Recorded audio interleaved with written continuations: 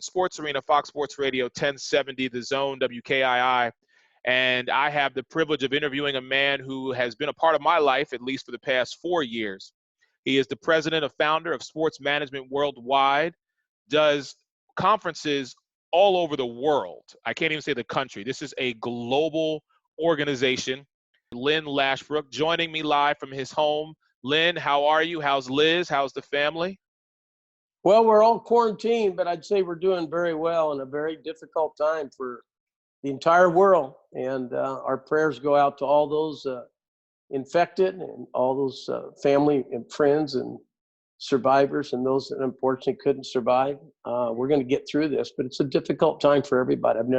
None of us have ever witnessed this, and really the history of life within modern capitalism, we've never had it quite like this. Yeah, this has truly been something that has kind of shook up not just the sports world, but just everyday life. So I'm glad to hear that everybody is doing well. And thank you for jumping on and joining me during this, because I actually, because of you, I have really been pushing forward as far as trying to find new, innovative, and creative ways to kind of stay focused in the sports world.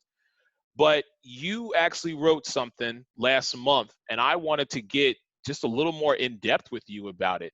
The title of it is Time for the Sports World to Step Up.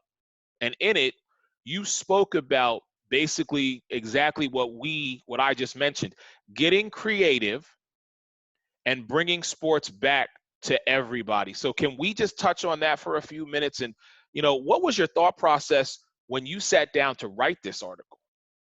Well, being a small business person, we talk about the virus, but we also talk about how we stop capitalism all over the world. Never before have we witnessed something like this, where we stop working, opening, etc. So for a moment, I looked at it from the stat, what can we do for the economy? And all the tragedies we've had in our world, including 9/11, including World War II, World War I, sports has always kind of helped get us through it. And now what can sports do for the psyche? But not only that, the economy, the sports world can bring a lot of ammunition and spearhead the recovery of the economy. And people are begging for live sports. Yeah, and I mean, ESPN is doing a great job with just replaying stuff, and I've seen some things go on. But, let me ask you, because I know that President Adam Silver of the NBA has talked about possibly playing in closed stadiums, allowing minimal personnel, only those essential people who need to be there, because not only them, but also the NHL, they were on the cusp of starting the postseason, and that's when we know things begin to ramp up. So in your opinion, what is something that we could do, or that they should do, if you will, to kind of bring that, at least give that back to us? Well, the era is going to start with Q games, quarantine games.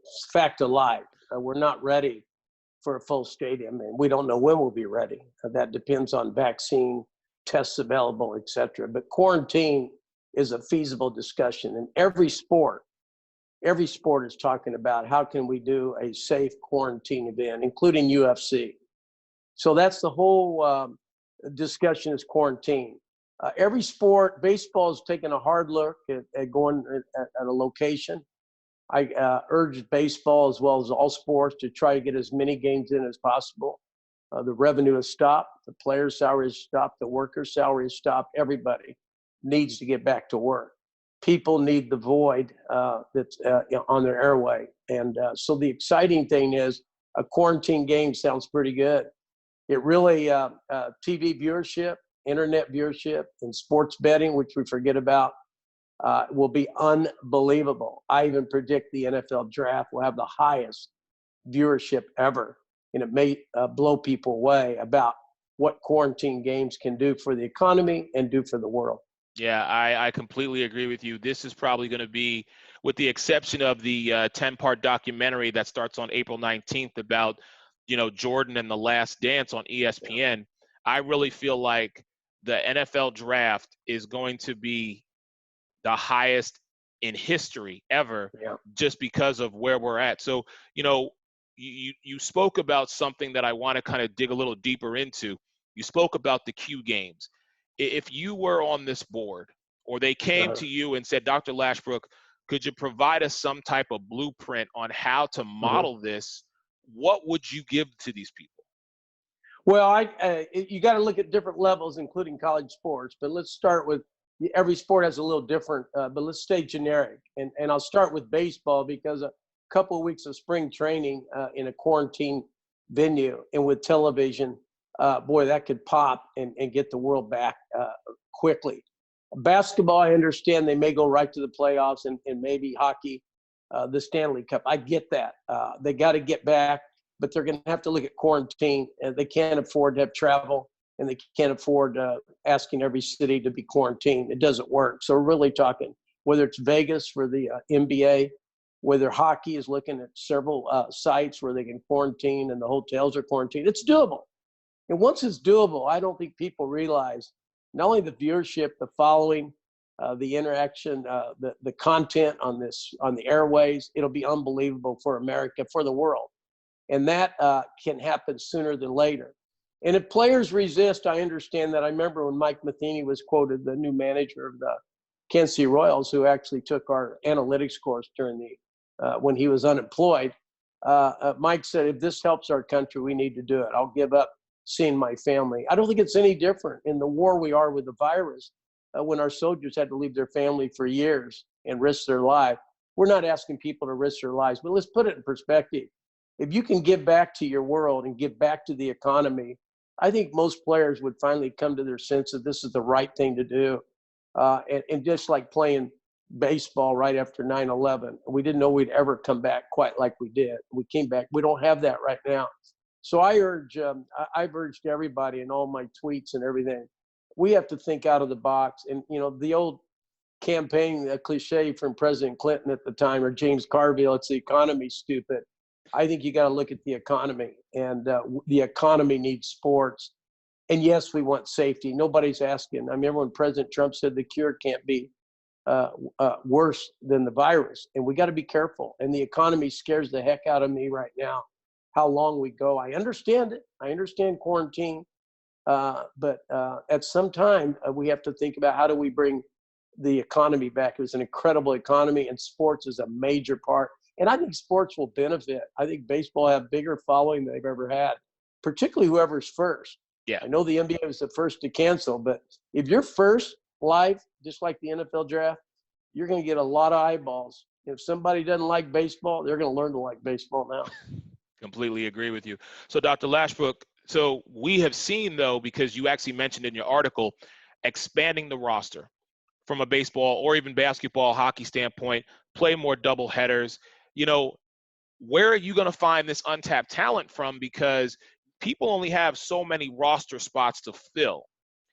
So I would I've got to interject. I've Okay. always said that the product in sports is the competition, not the athlete. And we love Michael Jordan. We love great athletes, but we love competition and we love the score. I followed my Kansas City A's and Royals many years, and they didn't win, and I still followed them. So I think the competition is the piece here.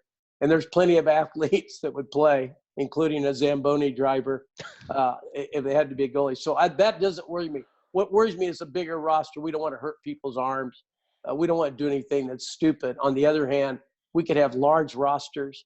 There's so many things we can do to get back to the game.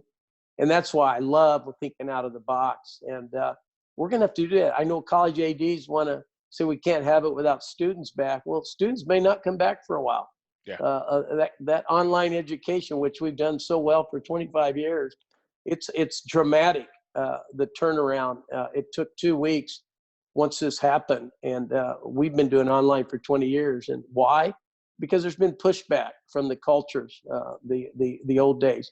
And there's pushback in sports. Well, we can't do that. We got to have a whole month. Who said we can't play baseball in December? There's plenty of venues that work in December. Who says we can't have a World Series at a neutral site? That's the point I'm making, Eric. We can do this and focus on the game. Get the game back. And do you realize that sports betting revenues, which they're all prepared for, Do you realize what's going to happen with sports betting and viewership? It's going to be unbelievable. It's going to be out of this world. I'm sure there are a lot of people in Vegas right now who are dying for anything just to allow them to get back to sports betting. I want to take a small moment away from your article because you've been talking about sports management worldwide. And so let's dive into some of these courses that you're offering, because I, who have been, like I said, to several conferences, I know the list that is out there for anyone who is looking to advance themselves in the sporting world in any facet. I mean, you and I just had a conversation the other day, and you actually presented something to me and was like, have you ever thought about going in this direction? As opposed to, currently everybody's got a dream. And it's not about not achieving that goal, but what it may be about is finding another avenue to kind of put you in that direction. So I want to talk to you about that. You're a global, you have over 50 sport business executives underneath your umbrella. Some names that I have personally met have been Mark Dominic, Jen Mueller, Russ Landy, Rick Saratella, Joel Curry. How do you find these people, number one? And number two, these courses that you offer, how easy is it for an individual just to be able to grab hold of this? Well, the good news is, and not the good news of the coronavirus, but now you don't have to explain online anymore. Everybody in the world's online. Everybody, True. K through 12, higher ed. So what we did when I came up with the idea of teaching people to be an agent was my first course. I've been a lifelong educator. And then we decided to add courses on the business side. And we've always felt higher education is a little bloated in the sense that you become irrelevant as a professor in kinesiology teaching sports business. And the Mark Dominics or the John Wootens of the world, or Harry Sinden, all these experts, Dan Evans, et cetera, they're experts in live interactive audio chats that are worldwide accessible. We've had students from 162 countries. So the world of sports is a global business. It doesn't have to have walls. So it's just really encouraging how many inquiries we're getting now in our company, because online is accepted because there's no choice, number one. Number two, sport business, you can recreate yourself without leaving your day job or your family. So being quarantined gives you time to rethink what you want to do and get paid for your passion. We always said we want to get paid for our passion. Well, I say adrenalize today and monetize tomorrow in my chats. We do live interactive audio chats. I've changed that to adrenalize today and then monetize after the virus, the quarantine is lifted. And I mean that. Anybody, including an agent, is like an Uber driver picking up a passenger at the airport. Once you get one client, you have your own business. People don't realize their dream is really in their living room and on their computer. And we do that. We're the only ones in the world that do this, what we do exactly. And we do it with passion. We do it with fun. We do it with friendliness. The business of sports, there's so many bright people in the world that could be in sports. They don't realize it because their dad didn't own a team or they didn't play at that level. It used to be you had to play the game at a high level to get in the game. No longer true. We have executives that never played the game that are running billion-dollar businesses. It's very exciting, the business side of sports, and that's what we specialize in.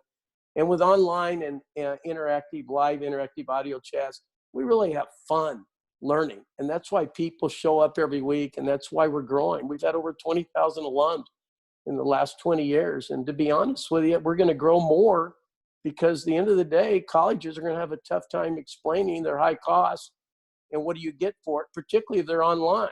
And our price points are so friendly, and we're not going to change. We're going to keep growing our company. And the more students we have and the more networking we have, the better our brand and the better opportunities for people to get jobs. And that's our end game. It's pretty exciting. It's a very exciting time.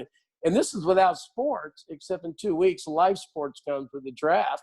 And I'm sorry, that's a sport. The draft is a sport. Yeah, it is. I mean, I've seen plenty of mock drafts go out there. I mean, I'm looking to engage that night and doing probably some type of live Facebook event or Instagram when it comes to just a quick reaction from when it happens. So, Dr. Lashbrook, I have to ask you this because I know you are a Kansas City guy. First off, I haven't seen you to wish you officially congratulations on your Chiefs winning the Super Bowl. You took my coach from me and Andy Reid, but hey, you know what? I'm just glad he got his ring.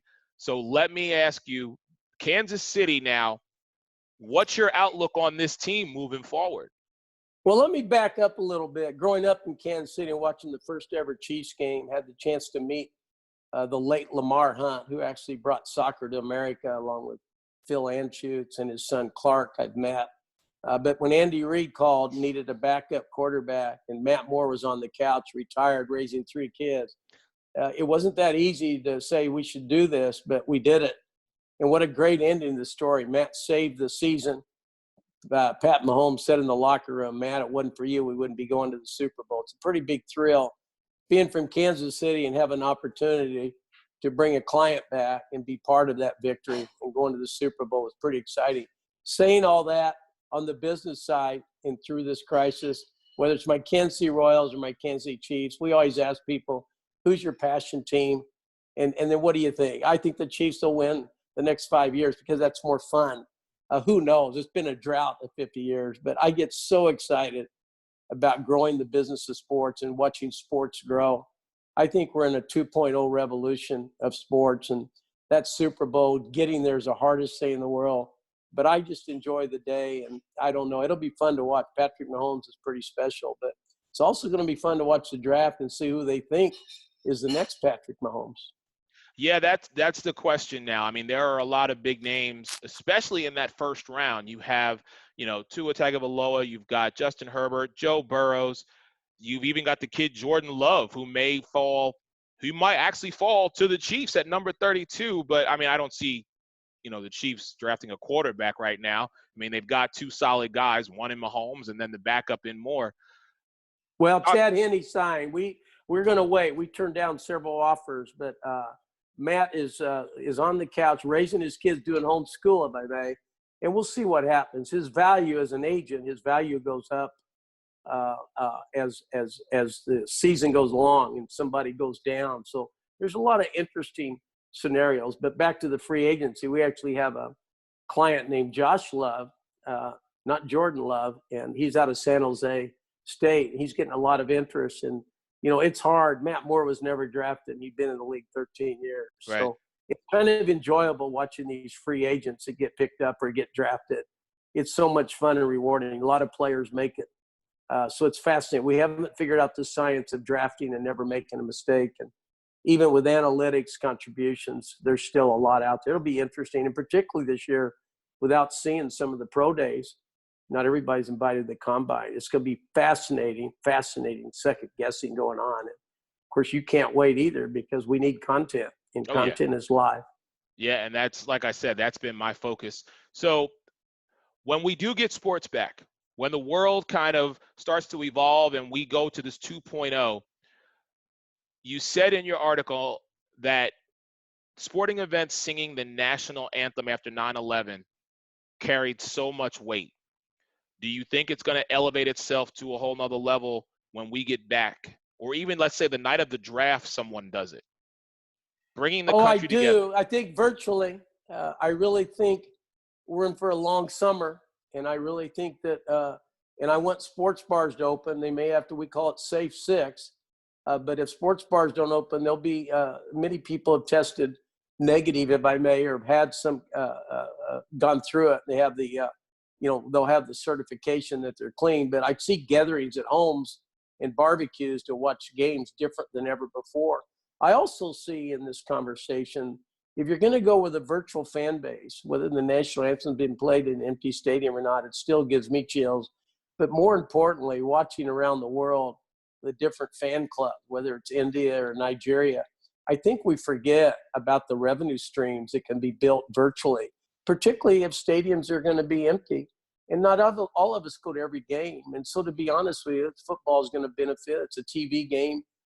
For somebody like me, I'd rather watch on TV than go to the game. I just enjoy TV. But I think you're going to see a whole new business model of revenue streams. And then I go back to sports betting. But to be honest with you, there'll still be the thrill of the game. And I think players tune out to the crowd. That's why they're such incredible athletes. So I disagree, even with LeBron James. Yeah, it'd be weird not having fans, but it's not like the players just aren't going to hustle because there's nobody in the stands. Look how many little league games we played with a few people.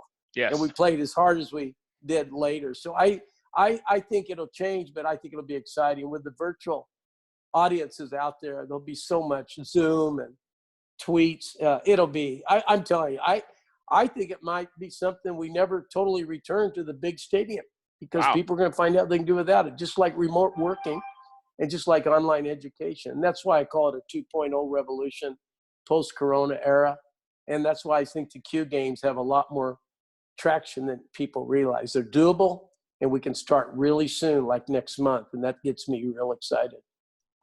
You know what? All that, I'm going to leave it right there. Dr. Lashbrook, thank you so much for joining me. I really appreciate it. Hey, as he always says, ladies and gentlemen, you need a ticket to the game to catch a foul ball. Dr. Lynn Lashbrook, president and founder of Sports Management Worldwide. Check out smww.com. Great online courses, short amount of time, flexible pricing. And the best part about it is when you're in your family. He doesn't guarantee a job, but he will put him in the organization. Dr. Lynn Lashbrook, Dr. Liz Lashbrook, Alyssa, the whole entire squad, they will put you in the right position to succeed and get to the level you want to be at. Dr. Lashbrook, thank you so much for your time. My best to you and the family. I look forward to seeing everybody soon. Stay safe. Thank you very much. I will. Thank you.